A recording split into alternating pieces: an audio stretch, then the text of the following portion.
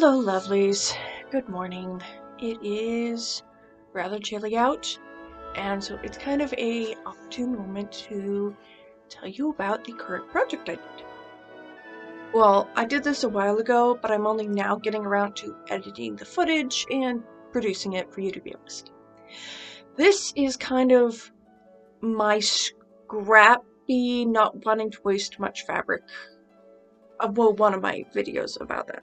But this fabric is from me making my 1940s inspired coat. I had maybe half a yard left and I went, ooh, that's enough to make a vest to go with it. So I went and got some buttons and got some black lining and made myself another vest. If you've watched any of my other vest videos, this is me just basically doing I like to wear vests and I will wear this and it will be warm because it is partially wool.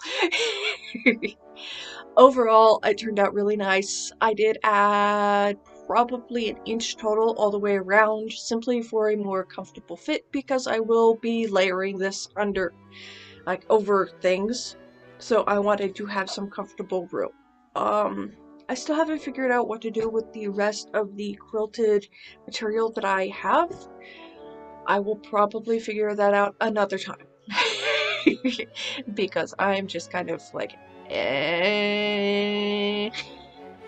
But this vest turned out really nice. I hope you enjoy watching me go through all the steps of doing it.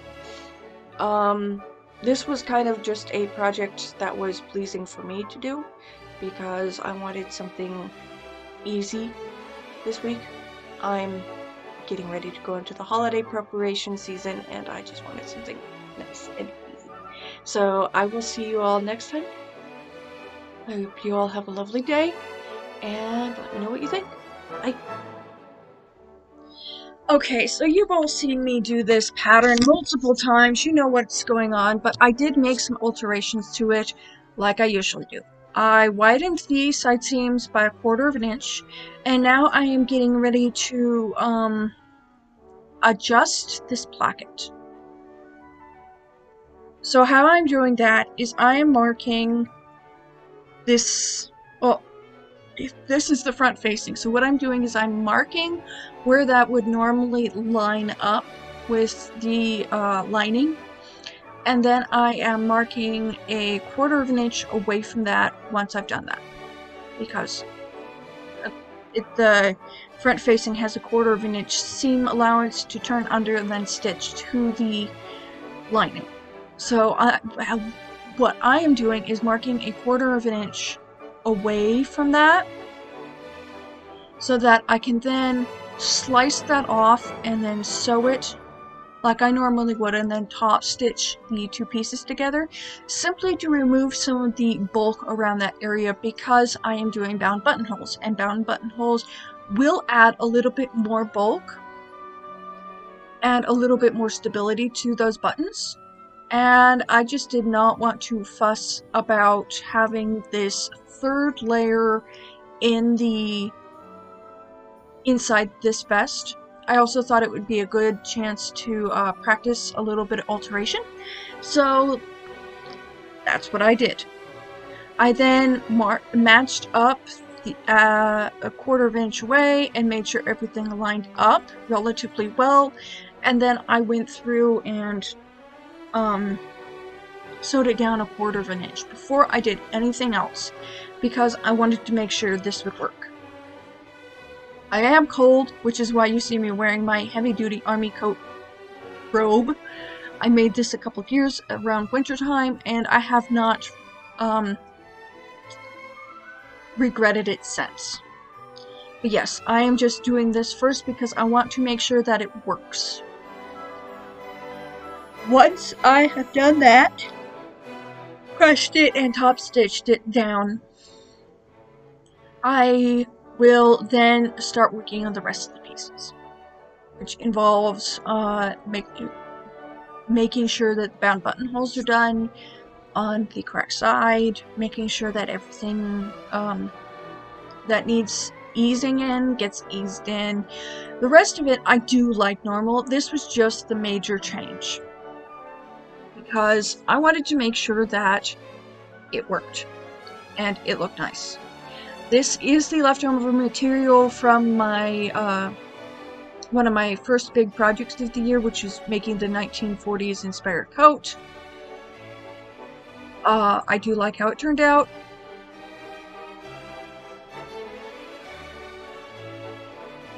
So here I am, because originally the buttons were marked on the facing, I cut an extra facing, which I have pinned down, and now I'm just marking where I need to put the straight stitch around each.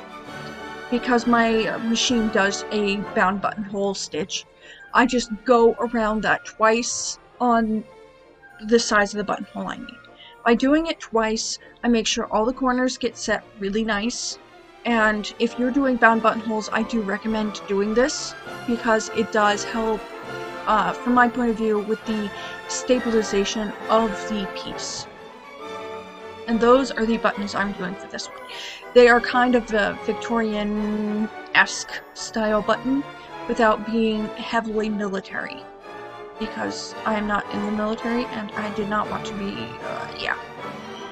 Anyway, but the rest of this goes together pretty well. I will say that I like how this turned out. It fits really nicely. It does have a little bit more ease to it because I figured this one, because it is wool, a wool blend fabric on the outside, I'd probably wear more during the winter time than I do the other ones I have. The others I have are cottons. They're cotton, basically waistcoats. And they can be worn really a lot during the spring and fall, sometimes during the summer depending on the weather. I am in the Pacific Northwest. I am on the peninsula of Washington coast. It gets kind of nippy. Not super nippy, but a lot of the time it's just like a little bit cold and you want like a light jacket or just something over your chest to help keep you warm. So that's part of the reason why I've got, I think, 5 waistcoats now. I want to be comfortable, so I am making things that I can wear in layers.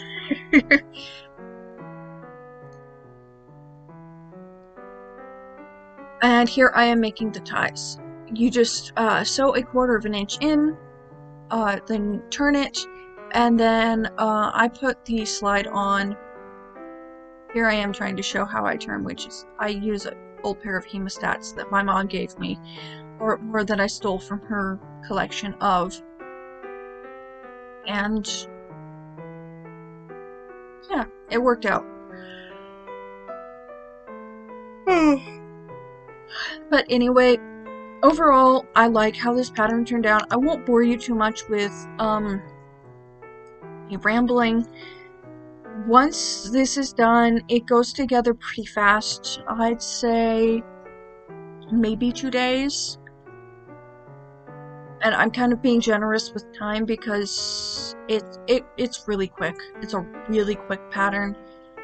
Once you've done it a couple times, it's mostly instinctual. So you put together the exterior, put together the interior, you leave the side seams open, you sew around all the edges, then you turn inside out through the side seams, and then you sew up the side seams. That's it. There are a couple variations in this pattern, but I like the button front. They remind me of like 1950s, Victorian era. They're very vintage to me, and they're very comfortable. But I just may be a little bit weird. Anyway. Yes. So I do like how this turned out. I hope you enjoy watching the rest of the video. If you want, please subscribe. I am trying to grow this channel. I am doing the best I can, even if I am going halfway crazy with this. Anyway, I will see you all next time, and I hope you all have a good day. Bye.